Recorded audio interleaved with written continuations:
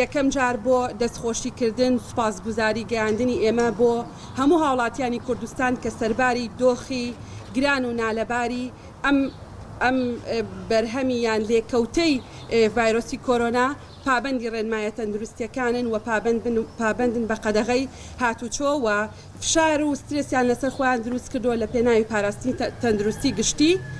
هاوکات هاتوین بۆ ئەوەی سوپاسێکی زۆر تایبەتمان بگەێنین بە ئیدارە هێزەکانی ئاسایشی ناوخۆ، ئاسایش، پێشمەرگە و تەندروستی و فەرمانبەران و کارمەندانی خزمەتگوزاریە گشتیەکان لە کارەبا و ئاو هەموو ئەو خزمەتگوزاریانەی کە ڕۆژانە بەردەوامن و سوپاسێکی تایبەتی و ستایشێکی تایبەتیان پێ بگەێنین و بە ناوی پەرلەمانی کوردستانەوە پێیان بڵێن ئێوە جەنگاوەرن، ئێوە لە سەنگەری پێشەوەی ڕوبەڕووبوونەوەی ئافاتێکن کە ڕوبەڕووی میلەتەکەمان بۆتەوە و ئێمە لە پەرلەمانی کوردستان بۆ هەمیشە سوپاسدانەکەین و مێژوش ئەمەتان بۆ نووسێتەوە.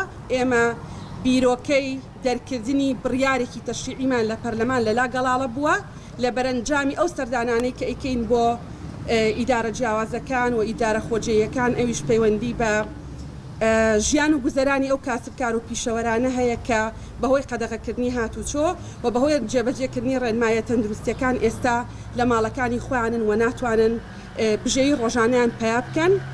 ئێمە پێمان وایە دەبێ حکوومەت یاریمی کوردستان لە باجی دەرامەتی ئەو دوومانگە خۆش ببێ لە هەموو ئەو کاسبکار و پیشەوەرانەی کە ساڵانە باجەدەن.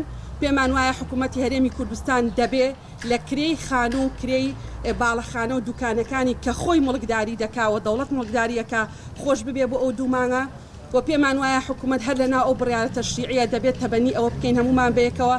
دەبێ حکوومەت لە باجی خانوبەرە خۆش ببێ بۆ ئەم ساڵی 2020 بۆ ئەوەی خاوەن خانووەکان، هاوڵاتیان، خاوەن دوکانەکان، خاوەن باڵەخانەکانیش بتوانن لە کرێچیەکانیان خۆش ببن. واتە ئەگەر هاوڵاتیە کرێچیەکی هەیە بۆی بتوانێت لێی خۆش ببێ ئەبێ حکوومەتی هەرێمی کوردستانیش لەو لە سەتادەیی باجی خانوبەرە خۆش ببێ کە بە گوێرەی قانون لە هاوڵاتیانی وەرەگرێ. ئێمە دەزانین دۆخی ئابووری لە هەرێمی کوردستان بە شێوەیەکی گشتی چۆنە و دەزانین باری ئابووری قوربانی پێدراوە لە پێناوی تەندروستی گشتیە، بەڵام ئەم بارەگرانی کە کەوتۆتە سەرشانی خەڵکی کوردستان دەبێ حکوومەتی کوردستان، حکوومەتی هەرێمی کوردستان بارگرانیەکە یان بەشی زۆری بارگرانیەکە لە ئەستۆی خۆی بگرێت. بابەتێکی تر کە زۆر گرنگە و ئەبێ ئێمە بە هەمان شێوە تەبەنی بکەین لە پەرلەمانی کوردستان ئەوەیە کە بەشێک لە ئەو دەستگێڕانەی کە ئێستا ژیانی ڕۆژانیان لەسەر عەرەبانەیەک پیا دەکەن لە شوێنێکە پارە پیاکەن ئێمە نەمان هێشتووە بەهۆی ڕێکارە تەندروستیەکان دەبێت ئەوانیش بیریان لێ بکرێتەوە چونکە ئەوان دوکانیان نییە تا لە کرێکەی خۆش ببی و باج نادەن تا لە باجەکە خۆش ببی.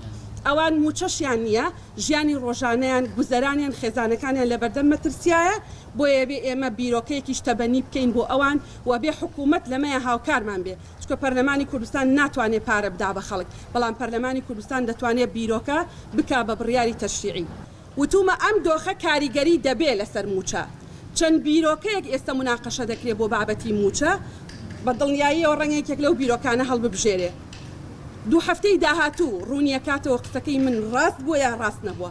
ئیشی من نییە زەمینە سازی بکەم بۆ بڕینی موچەی خەڵک و ئەم هەڤاڵانم دەزانن بە تایبەتی کاکسۆران کە لە خولی پێشوو لەگەڵ من بووە. من یەکێک بووم لەو پەرلەمانتارانەی کە لەگەڵەوە نەبووم ئەسڵەن مادەی دەرماڵە لەناو پرۆژە یاسای چاکسازیە هەبێ. من نەژنێکی ترسنۆکم، نەزەمینە سازی بۆ هیچ دۆخێکەکەم. من سەرۆکی پەرلەمانی کوردستانم، سەرۆکی دامەزراوەیەکم کە خەڵک دەنگی پێداوە احترامی خۆم و دامەزراوەکەشم ئەگرم و سوپاسی هەموو ئەوانەشەکەم کە ڕەخنەم لێگرن چکە تا ڕەخنەم لێ بگرن بەهێزتر دەبم. زۆر سوپاس.